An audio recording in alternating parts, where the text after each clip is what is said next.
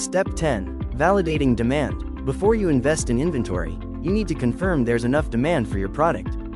Here's how to do it with confidence. Check sales data, X-ray of Helium-10. Use tools like Helium-10's X-ray to see how many units similar products sell each month. Analyze seasonality, Google Trends, monthly sales history. Check if the product sells consistently or only during certain seasons using Google Trends and monthly sales history. Review competition. Reviews count. Top 10 sellers. Look at the top 10 sellers in your category. If most have thousands of reviews, it may be hard to compete. Fewer reviews mean more opportunity. Test market interest. Small order plus PPC campaign.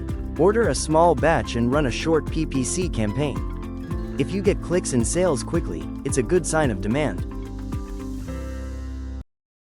The 3 to 10 rule: 3 plus daily sales for 10 plus sellers.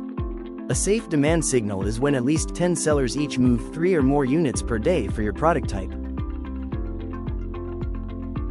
Up next, Step 11. Sourcing your product. Now that you've validated demand, it's time to find reliable suppliers and source your product.